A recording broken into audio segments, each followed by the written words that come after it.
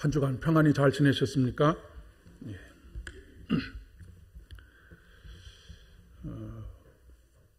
코로나19 사태가 벌어지고 난 이후에 우리의 일상이 이만큼 소중하구나, 그리고 일상을 마음껏 영위해 간다는 것이 참 하나님의 은혜이고 감사할 제목이구나라고 하는 것을 점점 더 시간이 지날수록 새롭게 더 깊이 느끼게 되는 것 같습니다. 우리가 살아가고 있는 이 세상의 형편을 읽어내고 또 올바른 방향을 설정하기 위해서는 이 시대가 어디로 가고 있는지를 읽어낼 수 있는 그런 눈을 가져야 합니다. 보통 요즘은 빅데이터라고 해서 주로 인터넷에서 사람들이 어떤 단어를 많이 검색하는지, 무엇을 많이 읽고 있는지, 이런 것들이 우리가 아는 사이에 모르는 사이에 다 이렇게 수집이 됩니다. 그래서 제가 만약 휴대폰을 사고 싶다라고 하는 마음을 가지고 휴대폰을 하나 이렇게 찾아서 인터넷에서 클릭을 하게 되면, 제가 그 인터넷에서 가는 페이지마다 해서 휴대폰 광고가 옆에 이렇게 뜨게 되어져 있습니다. 이게 이제 빅데이터가 하는 역할인데요. 사람들이 요즘 가장 많이 검색하는 단어를 보면, 오늘날 이 세상에 살아가고 있는 사람들이 무슨 생각을 하고 있는지, 뭐에 관심을 가지고 있는지를 읽어낼 수가 있습니다. 그리고 많이 언급되어지고 검색되는 그 단어가 어떻게 보면 그 시대의 시대적인 정신이라고 그렇게 이야기할 수도 있겠습니다. 오늘은 지난주에는 이제 코로나 블루라고 하는 말로 말씀을 시작했는데, 오늘은 언택트, 영어를 사용해서 죄송합니다. 언택트 혹은 언컨택트라고 하는 단어를 말씀을 드리면서, 설명해 드리면서 말씀을 시작하려고 합니다. 언이라고 하는 것은 아니다라고 하는 표현이 되겠고요. 컨택트는 접촉이라고 하는 의미를 가지고 있습니다. 요즘 이 단어가 언론이나 또 미디어에서 가장 많이 사용되고 있는 단어 중에 하나입니다. 코로나19 사태를 직면해서 우리가 직접적으로 경험하고 있는 것이기 때문에 그렇습니다. 이것을 한자말로 표현하면 비대면 접촉이라고 그렇게 표현할 수 있습니다. 그러니까 대면 접촉을, 얼굴과 얼굴을 보고 이렇게 접촉을 하는 것이 아니라 비대면, 그러니까 대면하지 않고, 얼굴과 얼굴을 대면하지 않고 접촉을 한다라고 해서 언컨택트, 언택트 이렇게도 이야기하고, 한자말로는 비대면 접촉. 그냥 우리말로 쉽게 풀어서 설명해 드리면 사회적 거리 두기라고 그렇게 이야기를 할 수가 있습니다. 그런데 우리는 이 비대면 접촉, 사회적 거리 두기가 코로나19 사태가 발생하면서부터 일어난 일들로 생각하지만 사실은 그렇지가 않습니다. 이미 오래전부터 이러한 그 비대면 접촉의 생활 패턴이 점점 우리의 삶에 영향을 끼쳐오고 있었는데, 그것이 이렇게 점진적으로 되어져 가다가 갑자기 코로나19 사태가 발생하면서 급격하게 그것을 원하든지 원하지 않든지 간에 그 소용돌이 속에 들어가게 되었다라고 그렇게 이야기를 할 수가 있겠습니다. 사회학자들은 이것을 어느 날 갑자기 하늘에서 뚝 떨어져서 비대면 접촉을 하게 만든 것이 아니라 인간의 욕망이 진화되어져 가는 과정 속에서 나온 산물이다라고까지도 이야기를 합니다. 우리 기성세대들에게, 저도 마찬가지인데요, 기성세대들에게 조금 너무 낯설고 적응하기가 힘들지만, 제가 언젠가도 설교 시간에 말씀드렸는데, 요즘은 맥도날드라든지 이런 곳에 가면 사람에게 주문을 하는 것이 아니라 기계 앞에 가서 주문을 해야 됩니다. 기계 앞에 가서 주문을 하는데 처음에는 기계 앞에서 주문하는 것이 저도 그래도 좀 기계를 잘 만진다고 하는 저조차도 너무 낯설고 뭘 눌러야 되는지 잘못 눌렀으면 어떻게 해야 되는지 이것 때문에 한동안 당황했던 기억이 있습니다. 근데 이거 자체가 벌써 비대면 접촉, 언 컨택트가 이미 진행되고 있었다라고 하는 그런 이야기입니다. 코로나19 사태로 인해서 소위 기성세대가 원하지 않지만 억지로 수용할 수밖에 없는 그런 상황이 되고 있는 것이죠. 공항에 가서도 기계 앞에서 그 항공권을 발급받아야 하는, 그리고 사람을 접촉해서 항공권을 발급받으려고 하면 특별한 경우가 아니고서는 돈을 더 내야 되는 그런 그 시대적인 상황이 우리에게 계속 지금 이렇게 흘러오다가 갑자기 원하지 않는 사람들은 다른 방법을 취할 수 있었는데 이 코로나 사태로 인해서 그것을 원하든 원하지 않듯 다 그렇게 살아야지만 되는 그런 상황 속에 빠지게 되었다라고 하는 그런 이야기입니다. 사실 기성세대는 원하지 않아도 사람들과의 관계가 불편해도 그 불편을 감수하면서 교회에 참여하기도 하고 구역 모임에 참여하기도 하고 모임에 참여하기도 해왔는데 요즘 새로운 세대는 전혀 그런 세대가 아니라고 하는 것입니다. 그것을 참아낼 이유도 없고 참아내야 한다라고 생각하지도 않습니다. 그것은 이미 사이버, 그러니까 가상 공간에서 인터넷 세계 속에서 훈련이 되었기 때문에 그렇습니다. 인터넷 세계에서는 마음에 들지 않으면 친구 관계인 것을 그냥 클릭 한 번 딱 눌러서 끊어버리면 관계가 단절이 됩니다. 그러니까 그런 것에 늘 이렇게 익숙해져 있기 때문에 사람과의 관계가 불편하면 더 이상 보지 않으면 되는 것으로 그렇게 학습이 되어져 있다라고 하는 그런 이야기입니다. 그러니까 물론 모든 사람이 다 그런 것은 아닙니다. 사람에 따라서 정도의 차이는 있지만 새로운 세대들은 그런 것에 훨씬 더 많이 노출되어져 있고 훈련되어져 있기 때문에 오히려 지금 교회들마다 이것 때문에 굉장히 많이 긴장을 하고 있는데 이 비대면 접촉, 소위 이제 온라인 예배로 드리는 것에 대해서 새로운 세대들은 전혀 거부감이 없습니다. 사람과 사람을 대면하여서 감정적인 소비를 하느라고 에너지를 낭비하기보다는 그저 편하게 앉아서 예배를 드린다라고 그렇게 생각을 하기 때문에 그렇습니다. 이렇게 되어져 가는 가장 큰 이유 중에 한 가지가 인간관계에 지쳐 있기 때문에 그렇습니다. 그러니까 교회 안에서도 그렇고 어떤 모임에서도 상처받았다라고 하는 말을 굉장히 많이 하지 않습니까?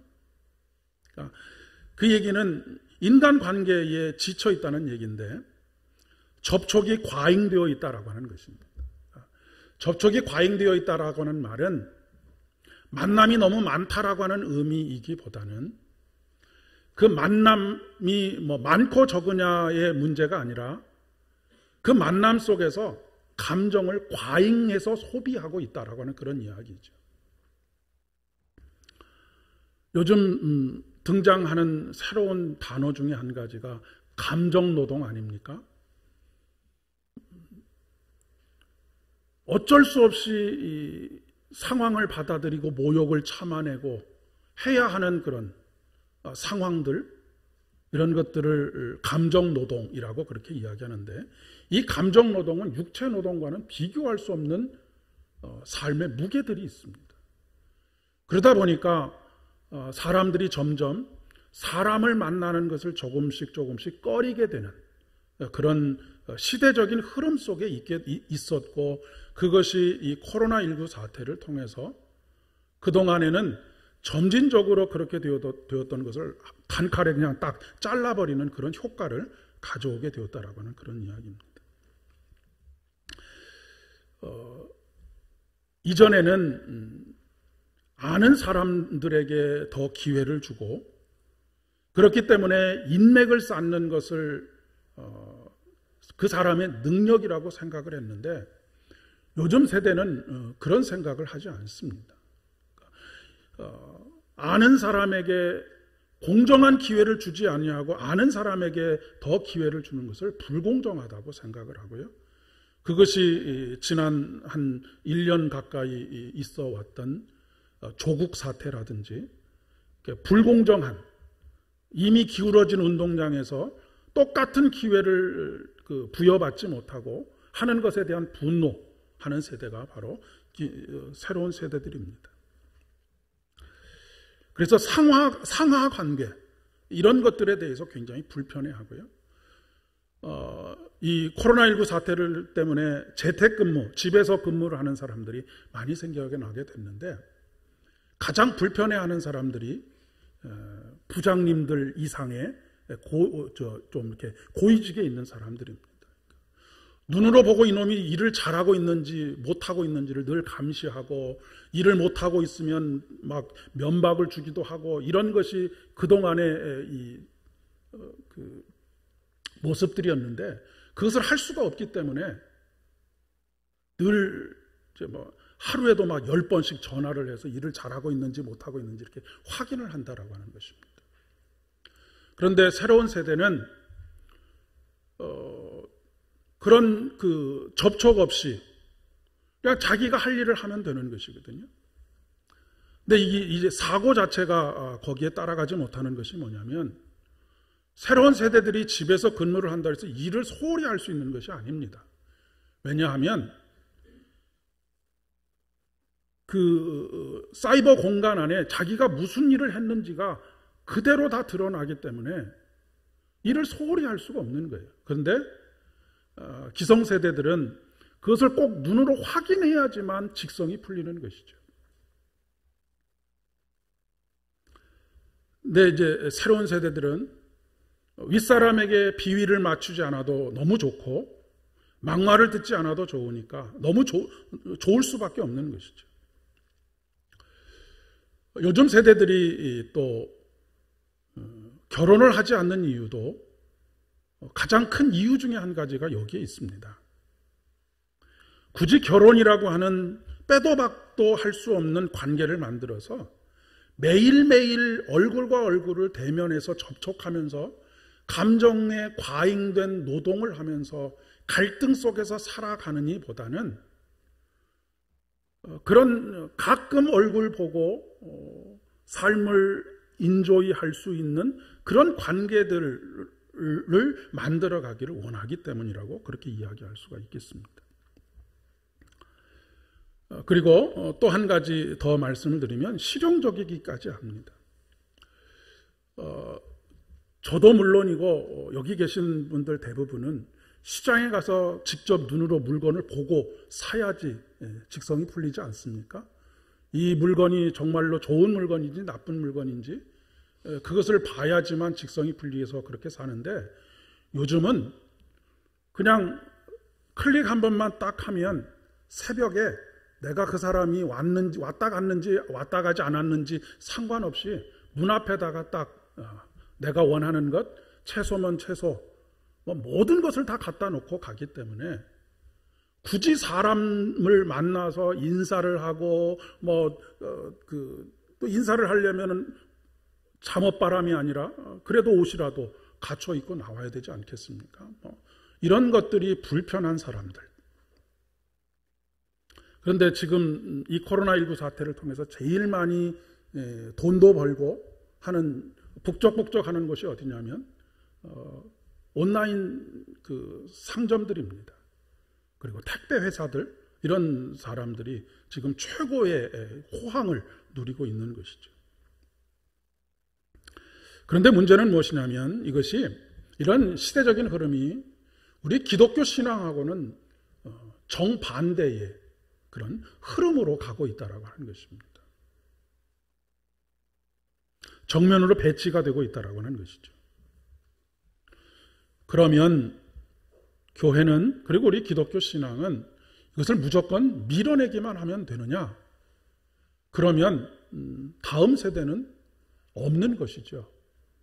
어디까지를 수용하고 어디까지를 지켜나갈 것이냐라고 하는 것들을 우리 스스로 만들어 가야 하는 그런 과정 속에 있습니다. 그런데 한 가지 가능성을 보게 되는 것은 무엇이냐면, 이 언컨택트 시대가 만남 자체를 거부하는 것은 아니라고 하는 것입니다. 인간은 근본적으로 사회적인 동물이기 때문에 비대면 접촉만을 가지고 만족할 수 있는 것은 아닙니다. 접촉을 원합니다. 그런데 어떤 접촉을 원하느냐면 감정 노동을 하지 않는, 그리고 쓸데없는 것들은 다 잘라내고 알맹이만 있는 그런 만남을 원한다라고 하는 그런 이야기입니다. 그 얘기는 많은 만남, 지치게 하는 만남이 아니라 깊이가 있는 만남, 진실함이 있는 만남, 그런 만남들을 원한다라고 하는 것이죠. 요즘 사람들은요, 교회 모임에서도 특히 이제 청년들 같은 경우에 보면 그저 모여서 밥 먹고 웃고 떠들다가 헤어지는 것을 싫어합니다. 청년들이 신앙에 굉장히 가벼운 것처럼 여러분 생각되실지 모르겠지만 그렇지가 않고요. 오히려 내가 거기에 시간을 투자하고 에너지를 투자하는데 뭔가 의미 있고 가치 있는 것을 얻을 수 있으면 그곳에 가고, 그냥 먹고 떠들다가 헤어지는 것 같으면 내가 굳이 이런 생각을 하는 것입니다. 요즘 젊은 세대들이 회사에서 회식에 참석을 하지 않습니다. 회식에 참석하지 않는 이유는 무엇이냐면, 회식에 참석해서 윗사람 눈치 보고 비유 맞춰주고 거기에서 그저 술을 먹고 하면서 시간을 보내는 것이 자기에게 아무 의미가 없다라고 생각을 하기 때문에 안 가는 거예요.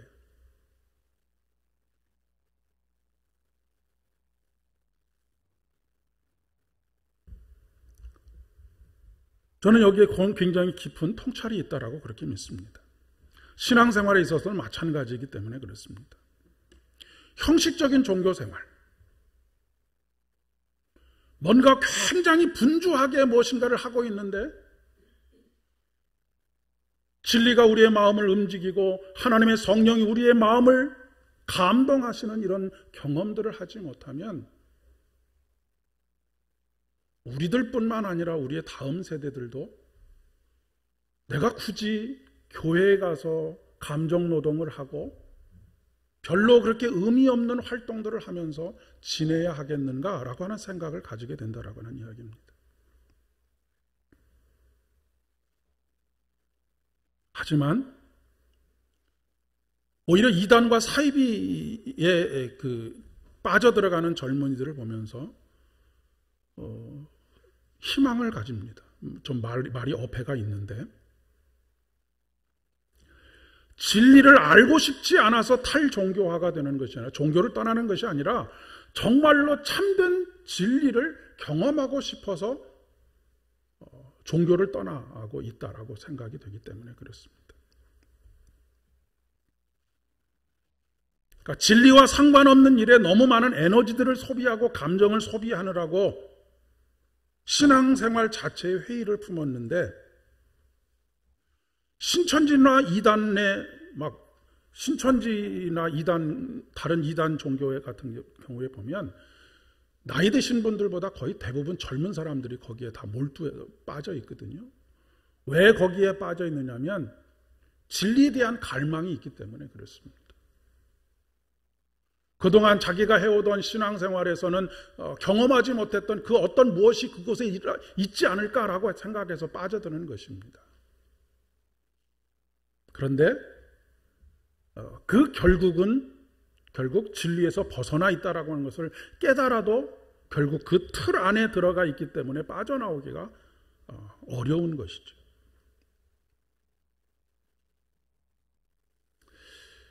우리들의 신앙도 예외가 아닙니다. 깊이 만져주시는 하나님을 만나지 못하면 피상적인 종교 생활,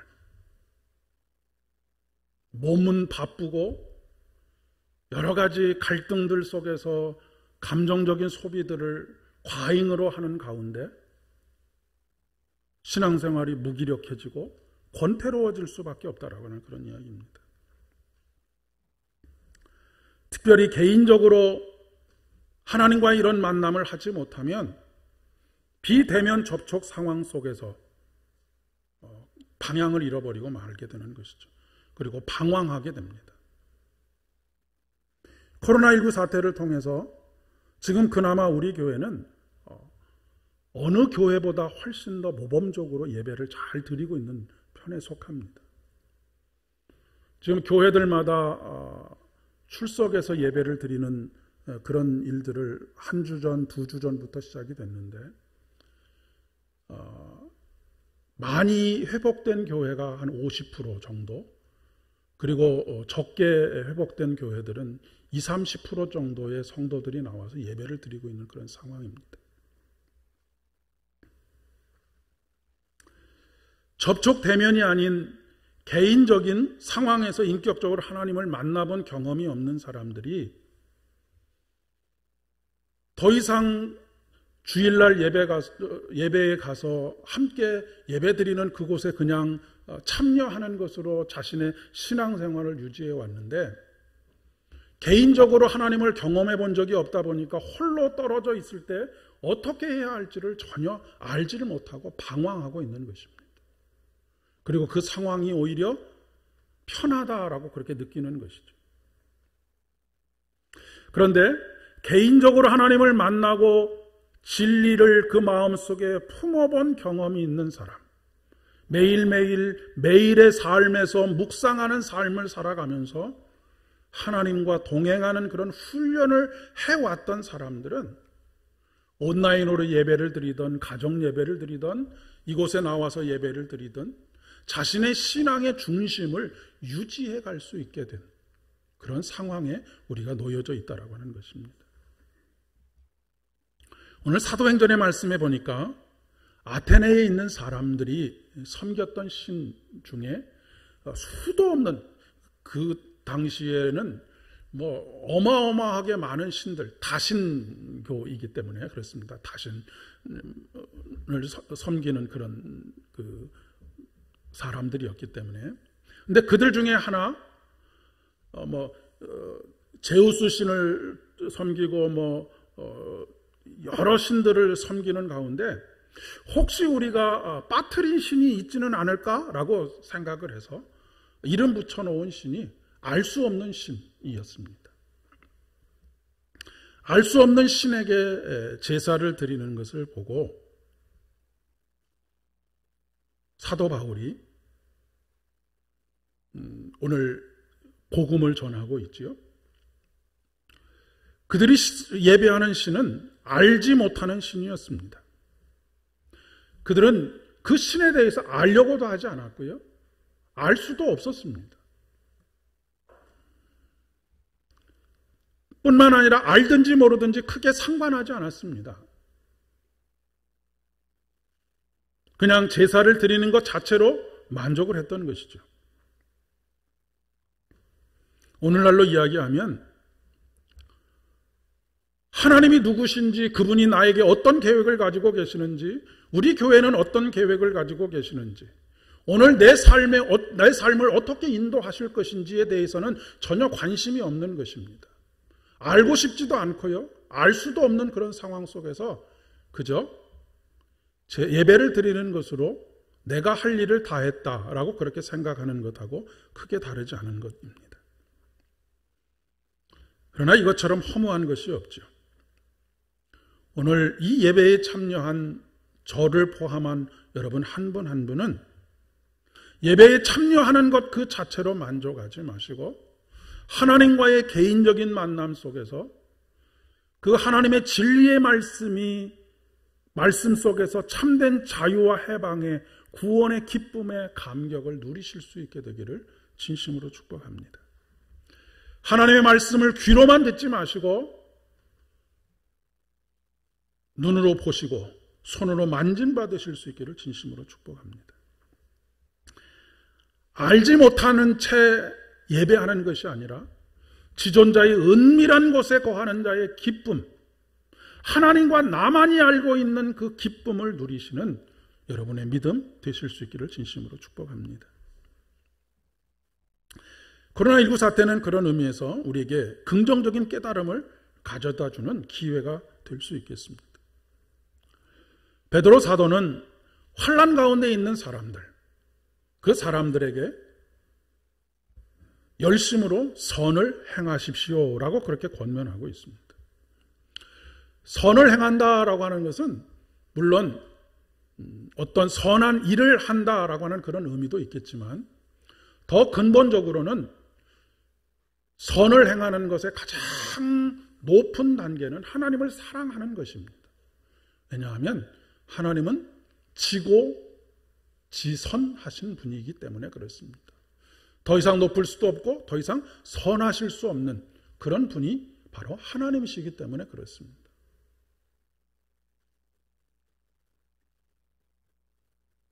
그리고 그 하나님을 사랑하고 하나님에 대한 사랑을 포기하지 않으면, 즉 오늘 말씀에 있는 그대로를 읽어드리면 정의를 위하여 고난을 받으면 여러분은 복이 있습니다.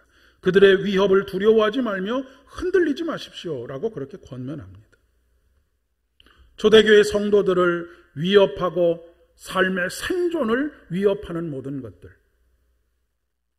그 당시에는 그것이 사람이었지만 지금은 전염병으로 우리에게 다가올 수도 있겠습니다.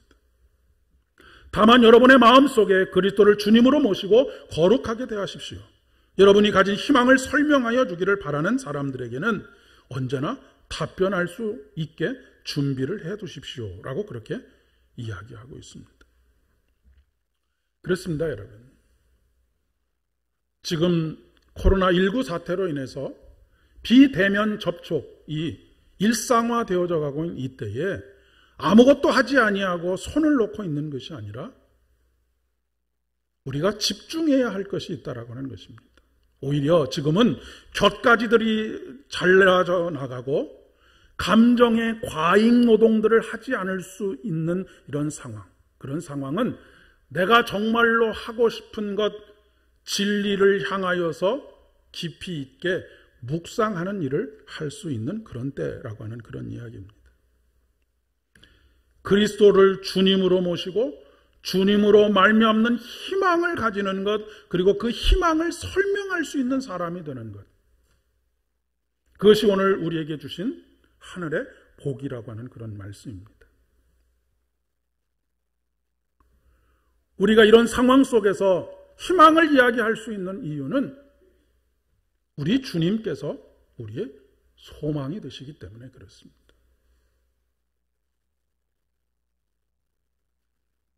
사도 바울은 알지 못하는 신에게 제사를 드리고 있는 사람들에게 천지 만물을 창조하시고 세상을 운행하시고 섭리하시는 하나님을 믿으라 라고 그렇게 이야기하고 있습니다. 사도 바울이 알 수 없는 신에게 제사를 드리는 그들에게 그들의 언어와 그들의 문화로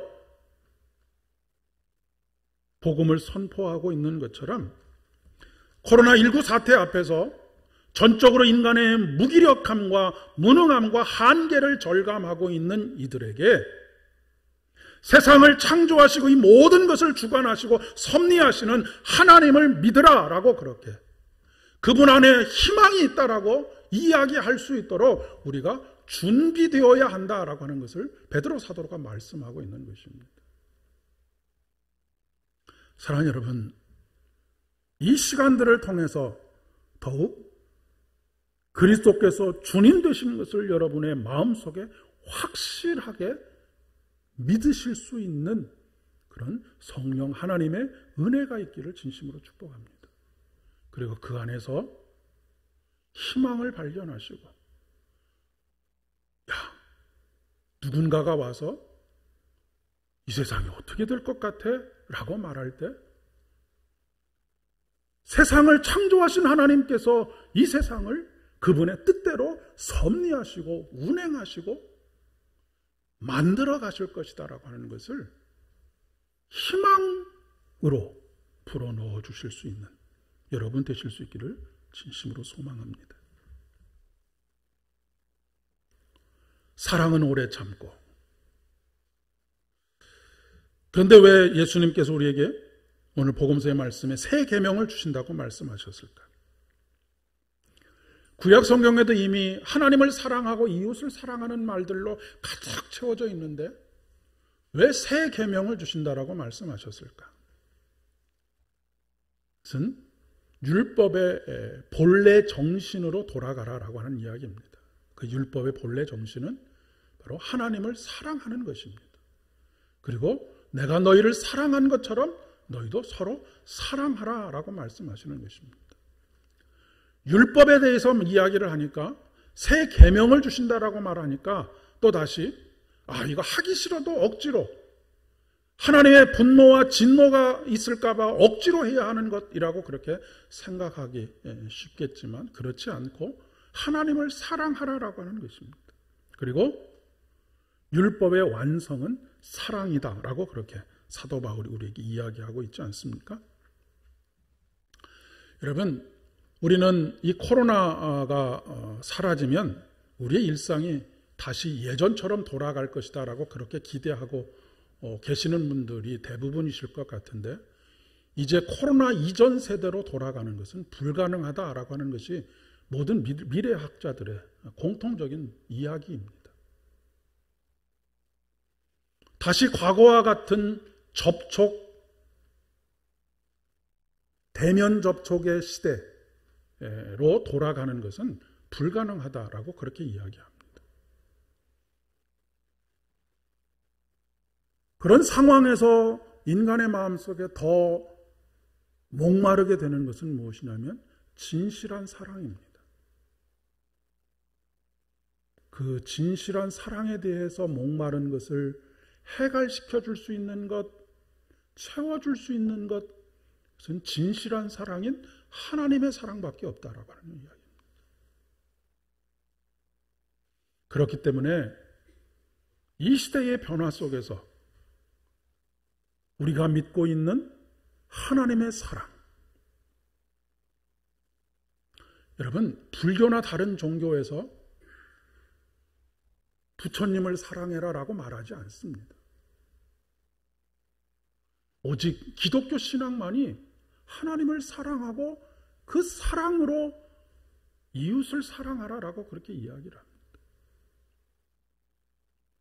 우리의 마음속에 정말로 채워져야 할 것을 채울 수 있는 오직 유일한 단 하나의 희망, 그것이 바로 하나님의 사랑입니다. 그렇기 때문에 예수님께서 우리에게 내가 다시 새로운 계명을 너희에게 주노니 하나님을 사랑하라 라고 그렇게 말씀하고 계시는 것입니다.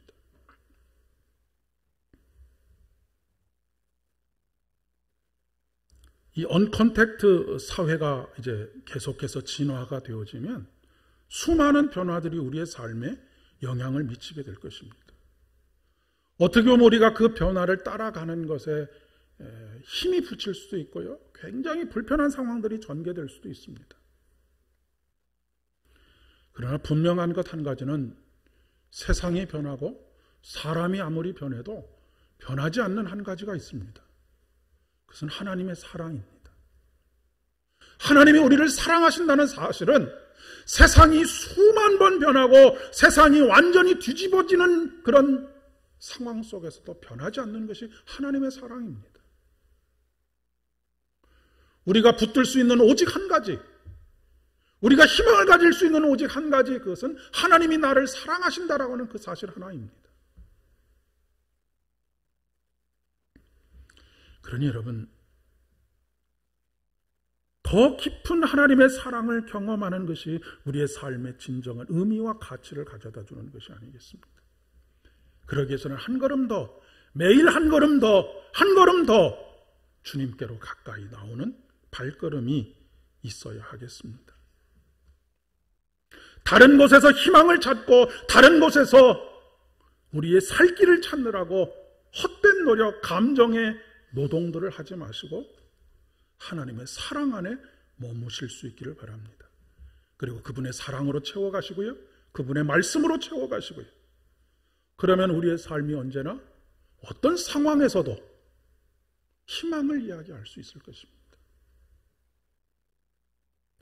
가정에서 사랑받는 아이는요, 밖에 나와서도 늘 자신만만하고 당당하고 긍정적으로 희망을 이야기할 수 있게 됩니다.